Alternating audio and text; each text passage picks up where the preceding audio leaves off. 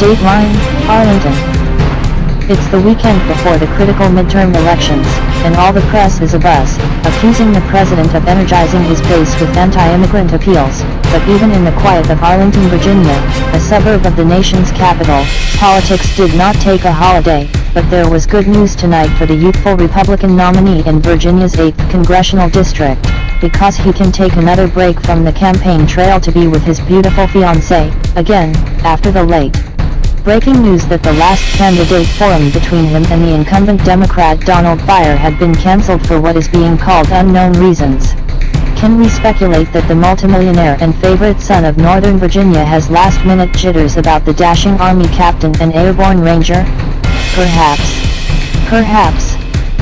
However, yesterday, all of social media was abuzz on conservative pages supporting the president as a late-breaking news story disclosed that both Congressman Don Byer and Senator Tim Kaine had been implicated in an apparent bribe attempt against none other than the ever-interesting conservative Major Mike Webb.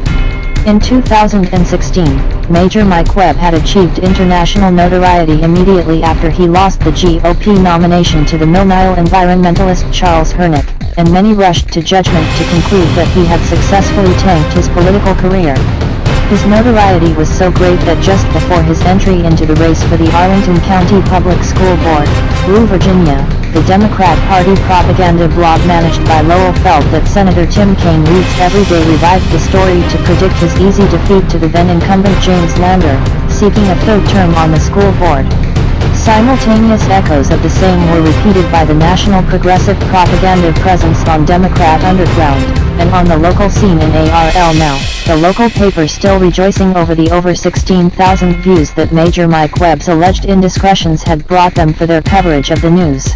Even leading Arlington young Republican, Matthew Cold-Hurt, jumped on the bandwagon to take a blow at the apparently fallen from grace former putative frontrunner, announcing that Major Mike Webb's grassroots campaign was finally getting the national attention that it deserved.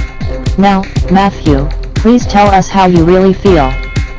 And, to deliver the killing blow, if his failed political career was not fully deceased yet, in September 2017, just before his election against the Democrat-endorsed candidate for the Arlington School Board, Major Mike Webb was named as the number 2 internet fail politician in the world, sandwiched between 2 former members of British Parliament, and above Anthony Weiner, who, at the time, had a major film release in the theaters.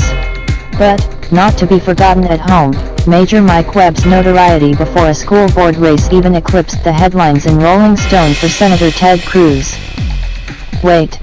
This is a school board race and this guy is in Rolling Stone? Who died and made him king? Pardon, folks, but it just doesn't add up. And I hate to be the Rip and Red Star broadcast journalist doing the analysis for this story. Where's Monique O'Grady when you need her? Wrong picture. Moving on with the news. But, this week was apparently a very good week for the long-forgotten Major Mike Webb, whose face has not graced a news broadcast since Rolling Stone and Nigeria Today, just before the election to remind us that he was the number 2 corn tap guy in the world, while apparently, his former condominium association was perjuring affidavits to swear and attest to an Arlington court that a candidate for the school board was a resident of New Jersey and claiming that he owed them over $6,000. Don't worry, because an Arlington judge, the Honorable Louise DiMatteo, a graduate of the distinguished Washington and Lee University Law School, who took her prestigious degree to land a modest job as a staff attorney in the Arlington County Attorney's Office, says it was not perjury and in no way a tortious interference. Don't worry, because you are not the only one to whom this interpretation of law is a wide awakening. But, back to the news.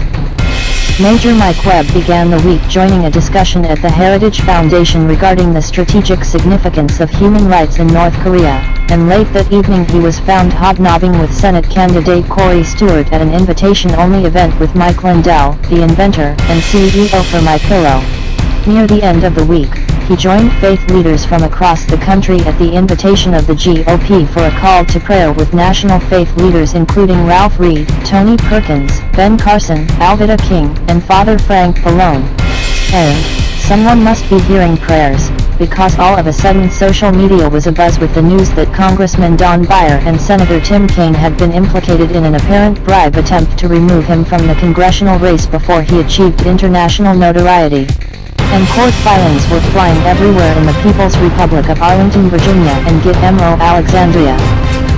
Closing out the week, after sudden news that the Alexandria Circuit Court had convicted Major Mike Webb in absentia, fully aware that his case was on petition for removal to the federal court, Major Mike Webb rebounded with a quick motion to reopen the matter. But apparently the Commonwealth attorney was on her toes, and swiftly arranged a hearing date about which he was unaware so that they could dismiss his motion, again, in absentia. Totally lawless, and smug liberal smiles believed that was the last they would ever hear from Major Mike Webb.